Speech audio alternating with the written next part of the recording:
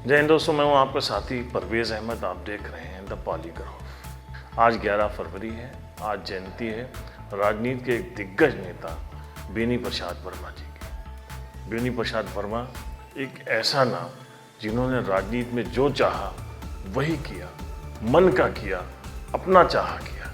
इसके लिए उन्होंने बहुत विरोध भी झेला, लेकिन जब तक वो राजनीति में रहे उनका सिक्का चलता रहा। हम आपको बताएंगे कि केन यूनियन के अध्यक्ष से लेकर केंद्रीय मंत्री तक का सफर बेनी प्रसाद जी ने कैसा तय किया। एक और ख़ास बात उनकी शैली में थी कि वो जो ठान लेते थे करने की, उसको किसी भी कीमत पे करते थे। उससे उनका अपना नुकसान हो रहा है या पार्टी का नुकसान हो रहा है या फ़ायदा हो रहा है, इसकी परवाह करे बगैर। एक बड़ी मज़ेदार घटना बाराबंकी के धनोकर चौराहे की जुड़ी है चुनाव की, लेकिन पहले हम बताएंगे उस कद्दावर शख्सियत के बारे में। बाराबंकी में समाजवाद के पुरोधा राम सेवक यादव जी का जो जन्म हुआ था वो अगड़े पिछड़े की राजनीति को लेकर ही हुआ था। जब उन्होंने राजनीति शुरू की तो बाराबंकी में ब्राह्मणों का, किदवइयों का, एक तरीके से जो अपर कास्ट होती हैं उनका जलजला था।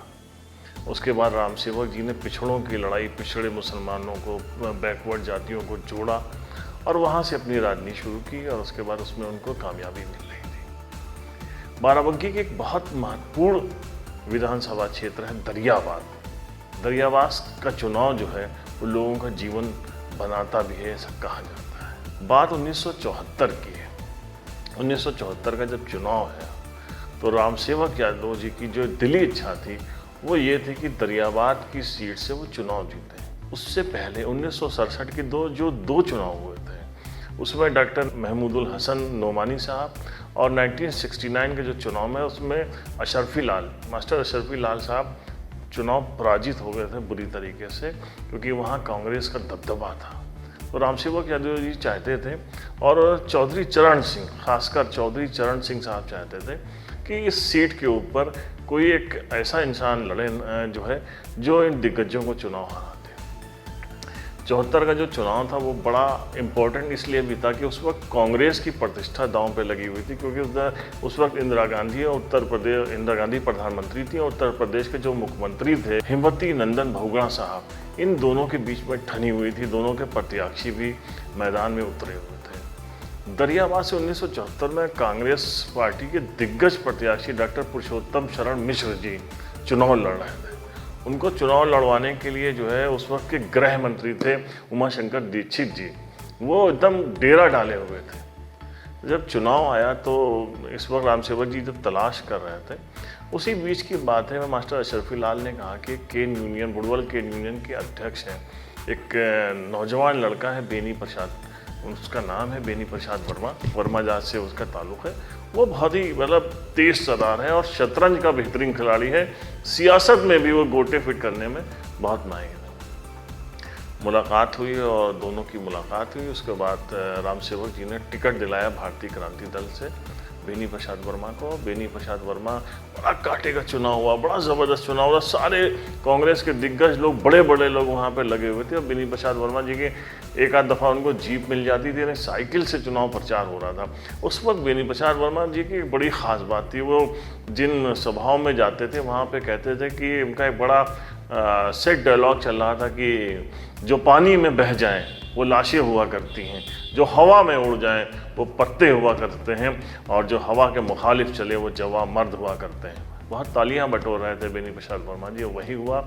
चुनाव का जब रिजल्ट आया तो बता दें कि 550 वोटों से बेनी प्रसाद वर्मा जी ने चुनाव जीता। और क्योंकि सेंट्रल तक इस सीट के ऊपर सबकी निगाहें थी, गृह मंत्री जो उस वक्त थे उमाशंकर दीक्षित, जो शीला दीक्षित के ससुर थे, वो डेरा डाले थे, तो इसलिए ये मैसेज बहुत दूर तक चला गया और एक ही चुनाव ने बेनी प्रसाद वर्मा को स्थापित कर दिया, एक बड़ा नेता बना दिया। इस वक्त उसके बाद जब घटनाक्रम हुआ और एक एक्सीडेंट में राम सेवक जी की जो है डेथ हो गई। राम सेवक जी जो है वो बहुत करीब थे चौधरी चरण सिंह साहब के, और एक और उनके राम सेवक जी के साथी थे अनंतराम जायसवाल साहब। लेकिन चूँकि अनंतराम जायसवाल के ऊपर कोई एक आरोप लग गया था, कोई जंगल वंगल का, जब वो मंत्री रहे थे, तो उसे चरण सिंह उनसे नाराज़ थे। इसी बीच बेनी प्रसाद वर्मा जी से उनकी ट्यूनिंग बैठ गई। उनकी ट्यूनिंग बैठती है बेनी प्रसाद वर्मा जी से, और बेनी पूरी पार्टी जो थी बाराबंकी में वो हाथ में आ जाती है बेनी प्रसाद वर्मा जी। उसके बाद बेनी प्रसाद वर्मा जी बेनी बाबू बन जाते हैं। बेनी बाबू के हाथ में टिकट 1977 का जब चुनाव आया तो बेनी बाबू ने बड़ा अजीब व गरीब और बड़ा हिम्मत का फैसला किया। उन्होंने कहा कि मैं मसौली से चुनाव लड़ूंगा। मसौली विधानसभा क्षेत्र था जहाँ से मोहसिना किदवाई जैसी दिग्गज लीडर चुनाव लड़ती थी। तो उन्होंने वहाँ से चुनाव लड़ा और बाकी सारी सीटों पे जो है उन्होंने अपने प्रत्याशी उतारे, खुद टिकट बांटे बेनी बाबू ने, खुद वहाँ लड़े और वो चुनाव बेनी बाबू ने जीत लिया।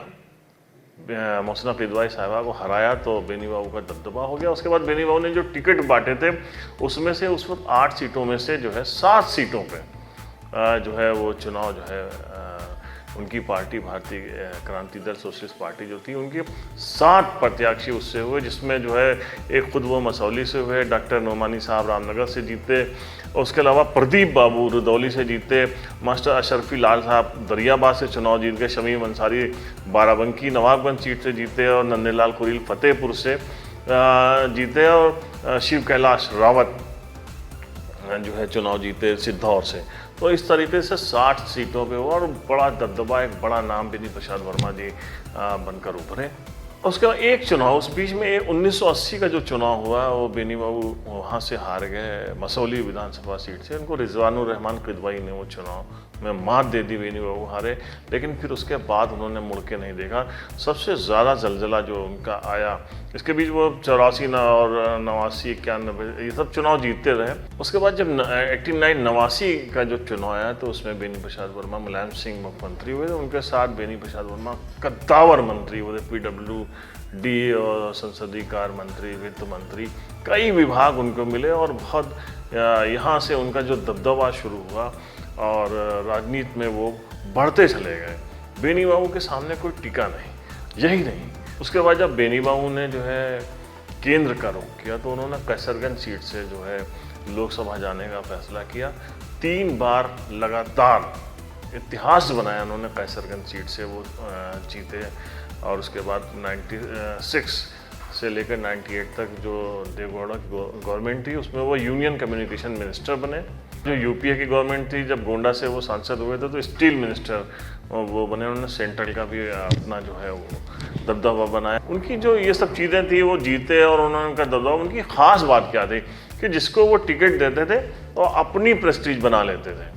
मैं आपसे बात कर रहा हूँ कि एक बार 1991 का चुनाव चल रहा था और रामनगर का चुनाव था। फरीद महफूज किदवाई को उन्होंने वहाँ से जो है टिकट दिया था और राजलक्ष्मी वर्मा से ज़बरदस्त टक्कर हो रही थी और भाजपा वाले उस वक्त बवाल कर रहे थे कि एडीएम थे बाराबंकी में, चौधरी साहब एडीएम थे। उनको उन्होंने फ़ोन किया और बेनी बाबू ने कहा कि देखो घबराना नहीं, कुछ भी हो जाए किसी के दबाव में नहीं आना है, चुनाव फेयर ही होके रहेगा।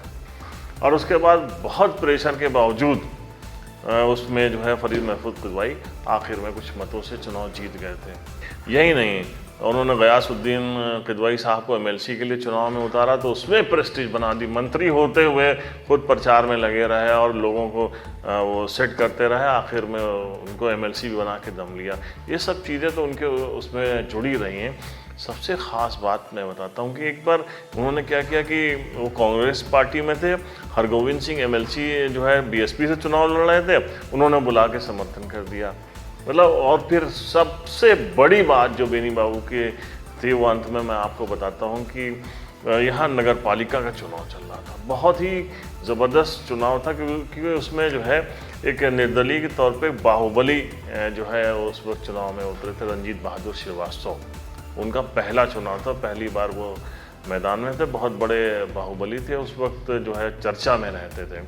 उनका खुद के बेनी बाबू के पार्ट जो है उससे जो है सपा के समर्थन से राजू चौधरी चुनाव लड़ रहे थे और हफीज़ भारती बसपा से चुनाव लड़ रहे थे। उस वक्त जो है एकदम, क्योंकि बाहुबली आए थे रंजीत बहादुर श्रीवास्तव चुनावी मैदान में, तो उनका लोग जो है उनकी तरफ आकर्षित हो रहे थे।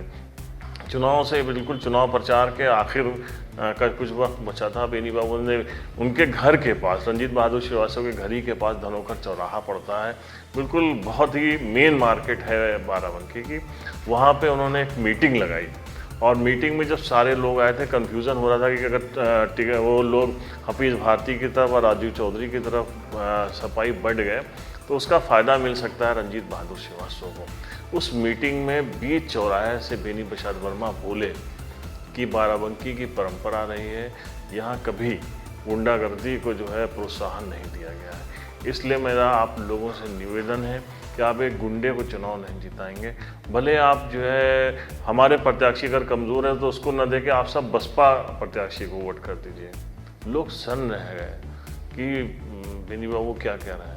यही नहीं, उसके बाद जब आखिर में मतगणना हो रही थी, वहाँ पे भी एक वक्त रंजीत बहादुर श्रीवास्तव काफ़ी आगे चल रहे थे, लेकिन वहाँ पे लाठियाँ बरसीं, बहुत कस के भगदड़ मची और आखिर में हफीज़ भारती वो चुनाव जीते थे। कहा जाता था कि उस चुनाव जिताने में बाबूजी का एक बड़ा रोल रहा।